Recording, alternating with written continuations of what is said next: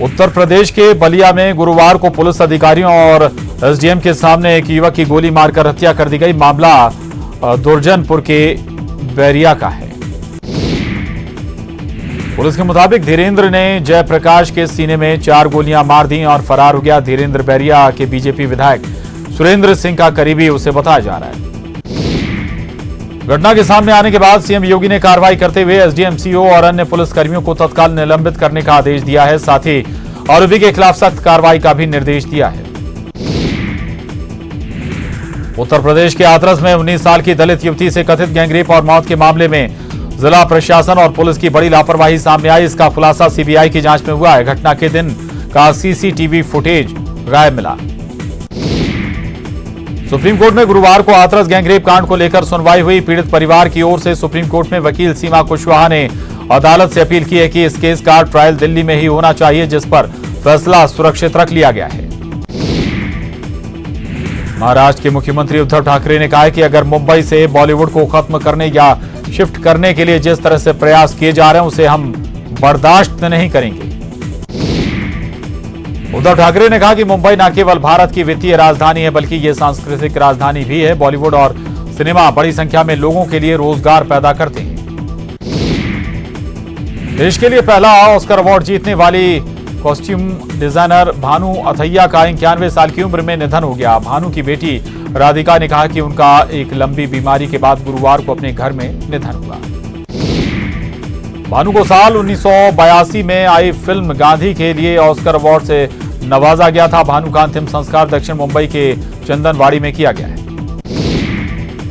देश की राजधानी में प्रदूषण के मामले पर केंद्र और दिल्ली सरकार आमने सामने है। केंद्रीय पर्यावरण मंत्री प्रकाश जावड़ेकर ने दिल्ली में पराली के प्रदूषण को 4% बताया है। जावड़ेकर की इस टिप्पणी पर दिल्ली के मुख्यमंत्री अरविंद केजरीवाल की प्रतिक्रिया भी आई। अरविंद केजरीवाल ने ट्वीट किया कि बार बार इनकार करने से कुछ नहीं होगा। अगर पराली जलने से केवल 4% प्रदूषण होता है तो प्रदूषण में अचानक रात में ही ये वृद्धि क्यों हुई है। मुंबई में गुरुवार को भारी बारिश के बाद जैसे हालात बन गए हैं, वहीं पुणे के इंद्रपुर इलाके में तेज बारिश के बाद छोटे छोटे नाले उफान पर आ गए। भारत और चीन के बीच पूर्वी लद्दाख में जारी तनातनी की स्थितियों के बीच केंद्र सरकार के विदेश मंत्रालय ने चीनी सरकार को 2 टूक संदेश दिया है। चीन की ओर से लद्दाख को केंद्र शासित प्रदेश बनाए जाने के फैसले को अवैध बताने पर भारत ने कहा है कि चीन को हिंदुस्तान के आंतरिक मसलों में दखल देने का कोई अधिकार नहीं है। लद्दाख के कारगिल इलाके को कश्मीर घाटी के साथ जोड़ने वाली जोजिला टनल के निर्माण का काम शुरू हो गया। केंद्रीय सड़क परिवहन व राजमार्ग मंत्री नितिन गडकरी ने पहला ब्लास्ट किया। भारत में कोरोना वायरस का ग्राफ अब सुधर रहा है। देश में पिछले 24 घंटे में अमेरिका और ब्राजील से कम मौत हुई है। पिछले 24 घंटे में देश में 67,791 नए कोरोना केस आए हैं, जिसके बाद मरीजों का आंकड़ा 73 लाख के पार हो गया है। स्वास्थ्य मंत्रालय के ताजा आंकड़ों के अनुसार देश में कोरोना संक्रमितों की कुल संख्या 73,07,000 के पार पहुंच गई है। इनमें से 1,11,266 मरीजों की मौत हो चुकी है। वहीं पिछले 24 घंटे में 81,582 मरीज ठीक भी हुए हैं, जिसके बाद ठीक हुए मरीजों का आंकड़ा 63,80,000 को पार कर गया है। पीएम मोदी ने गुरुवार को देश में कोरोना वायरस के खिलाफ चल रही लड़ाई की रणनीति की समीक्षा की। इस दौरान उन्होंने ये भी जाना कि भारत में वैक्सीन का भंडारण और वितरण किस तरह किया जाएगा। जोधपुर में एक 85 साल की बुजुर्ग महिला की पिटाई का वीडियो सोशल मीडिया पर वायरल हो रहा है। वायरल वीडियो में पिटाई कर रहा शख्स कोई और नहीं बल्कि महिला का पोता बताया जा रहा है। वीडियो वायरल होने के बाद पुलिस ने आरोपी को गिरफ्तार कर लिया है। आईपीएल के 31वें मैच में किंग्स 11 पंजाब ने रॉयल चैलेंजर्स बेंगलुरु को 8 विकेट से हरा दिया। पंजाब लगातार 5 हार के बाद मैच जीती है। टीम 8 में से 2 मैच जीतकर अब भी पॉइंट टेबल में सबसे नीचे है।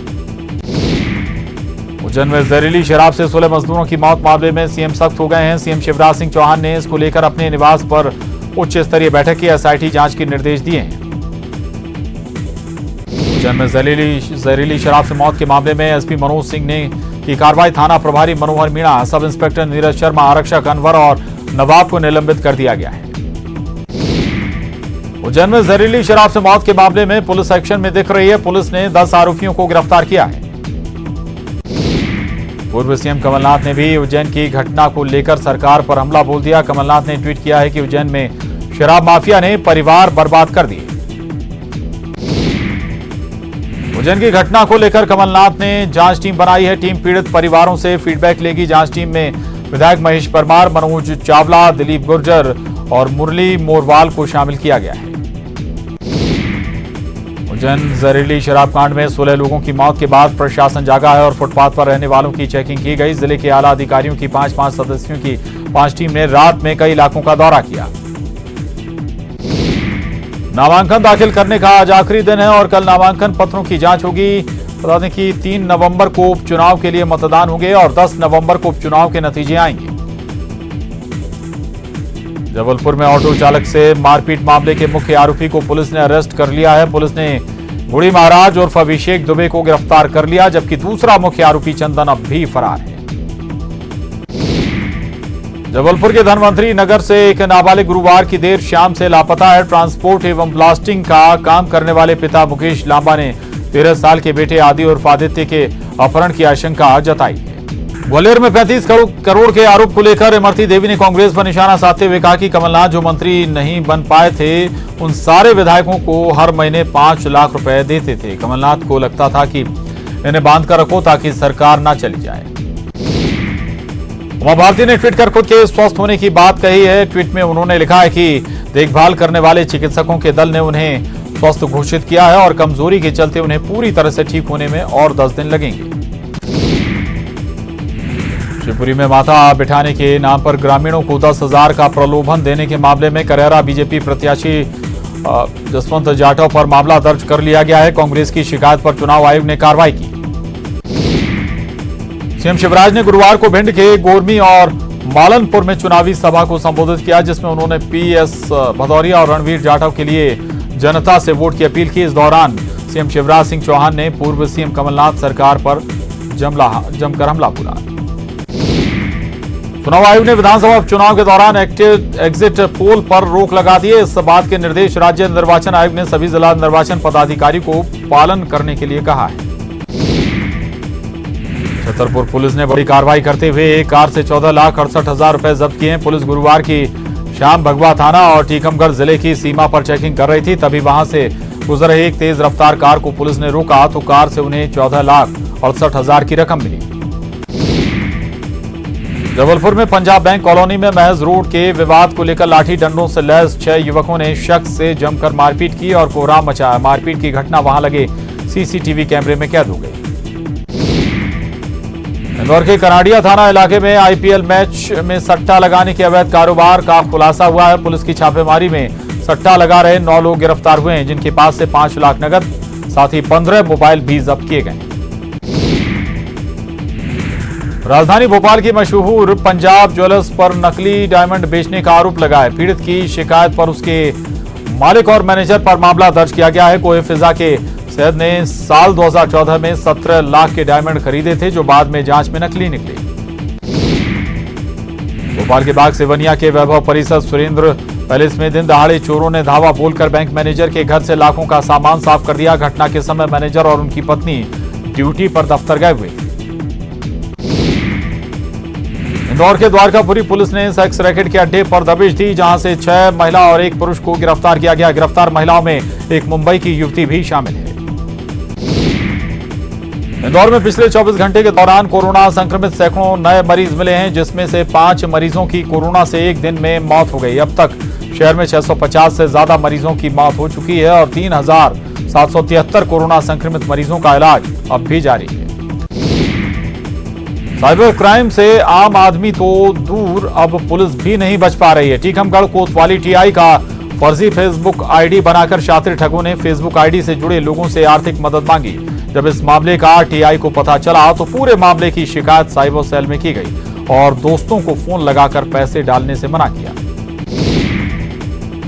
भोपाल नगर निगम में वित्तीय संकट पैदा हो सकता है। दरअसल वित्त अधिकारी नहीं होने के चलते विकास कार्यों की जानकारी केंद्र को नहीं भेजी जा सकी है, जिससे केंद्र से मिलने वाले विकास कार्यों के लिए 176 करोड़ पर अड़ंगा लग सकता है। राजधानी रायपुर में गुरुवार को भारी मात्रा में विस्फोटक बरामद किया गया। विस्फोटक के साथ पुलिस ने एक युवक को गिरफ्तार किया है। आरोपी सुधांशु जैन के पास से 7000 डेटोनेटर, 650 किलो अमोनियम नाइट्रेट और 56 किलो गन पाउडर बरामद किया गया। छत्तीसगढ़ में राजभवन और सरकार के बीच टकराव बढ़ता जा रहा है। संसदीय कार्य मंत्री रविंद्र चौबे ने राजभवन से टकराव को लेकर हमला बोला है। उन्होंने कहा कि सरकार और राज्यपाल की अपनी अपनी सीमाएं हैं, किसी को भी अपनी सीमा लांघने का हक नहीं।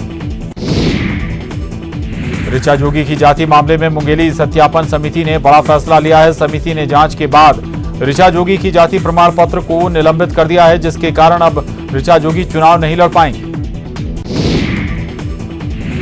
अपर कलेक्टर राजेश नशीने की अध्यक्षता में 7 सदस्य की टीम मामले की जांच कर रही थी। राजेश नशीने ने बताया कि दस्तावेजों की गहन समीक्षा के बाद जाति प्रमाण पत्र को निलंबित कर दिया गया है। ऋचा जोगी की जाति प्रमाण पत्र निलंबित होने के बाद जोगी कांग्रेस के प्रदेश अध्यक्ष अमित जोगी ने राज्य सरकार पर निशाना साधा। अमित जोगी ने कहा है कि उनके सामने कोर्ट के दरवाजे खुले हैं। उन्होंने कहा कि चुनाव आयोग को भी पत्र लिखा है। मंडला जिले के कान्हा नेशनल पार्क से एक बार फिर बाघ के शावकों की तस्वीरें सामने आई हैं। इस बार नीलम बाघिन अपने 3 शावकों के साथ एक साथ नजर आई, जिसे पर्यटकों ने अपने कैमरे में कैद कर लिया। वीडियो में नीलम बाघिन आगे आगे चल रही है और उसके पीछे 3 शावक चहलकदमी करते हुए नजर आ रहे हैं। नीलम बाघिन अपने तीनों शावकों के साथ घूमती नजर आ रही है। तीनों शावकों के साथ बाघिन को देख पर्यटकों की खुशी का ठिकाना नहीं रहा। दरअसल कोरोना काल के बाद कान्हा नेशनल पार्क के गेट खोल दिए गए हैं। बस्तर में कोरोना संकट की वजह से आम लोग काछन देवी की रस्म नहीं देख पाएंगे। बता दें कि बस्तर दशहरा मनाने के लिए काछन देवी से विधिवत अनुमति लेने की परंपरा है। इसके लिए एक बनिका जाति की कन्या उपवास भी रखती है। बालोद जिला में जंगली हाथियों का एक दल प्रवेश कर गया है। माना जा रहा है कि कांकेर के जंगल से होते हुए ये दल गुरुवार को बालोद जिले के जंगल में पहुंचा है। हालांकि वन विभाग पूरी तरह से मुस्तैद है। पूर्वा में हसदेव नदी में भैंसा मुड़ा घाट से अवैध रूप से रेत खोदकर भर रहे ट्रैक्टर ट्रॉली को बरपाली के नायब तहसीलदार पंचुराम सलामे ने घाट पर ही जब्त कर लिया और पुलिस को सौंप दिया। पूर्वा में शादी का झूठा झांसा देकर युवती से दुष्कर्म करने वाले आरोपी को पुलिस ने गिरफ्तार कर लिया। घटना की जानकारी पीड़ित युवती ने दर्री थाने में लिखित में दी थी। रायगढ़ के किसानों को मौसम की मार जमकर रुला रही है। बीते 12 अक्टूबर को आए तेज आंधी और बारिश ने रायगढ़ में किसानों की कमर तोड़कर रखी। कवर्धा में ठंड ने दस्तक दे दी है। वनांचल में बदलाव दिख रहा है। सड़कों पर सुबह सुबह घना कोहरा नजर आने लगा है। इंदौर में पूर्व मंत्री सज्जन सिंह वर्मा का विवादित बयान। कैलाश विजयवर्गीय को पाखंडी बताया और कहा कि दशहरा नजदीक आते ही रावण जैसा चेहरा होने लगता है। मध्य प्रदेश के चुनावी समर में सीएम शिवराज के ताबड़तोड़ दौरे होंगे। 15 दिन में 90 सभाएं होंगी। बता दें कि एक सीट पर 3 सभाओं का टारगेट है। छत्तीसगढ़ में ड्रग्स पेडलिंग केस में कुछ और कारोबारियों की गिरफ्तारियां हो सकती हैं। पुलिस ने कई लोगों से पूछताछ की है। रडार में कई व्यवसायी और युवतियां हैं। जबलपुर के पनागर में खेत में काम कर रहे किसान और मजदूर उस समय दहशत में आ गए जब हवा में उड़ता हुआ एक बम आकर खेत के बीचों बीच गिरा। बम गिरने से खेत में गहरा गड्ढा हो गया, लेकिन बम फटा नहीं। दहशतजदा लोगों ने तत्काल पुलिस को घटना की जानकारी दी।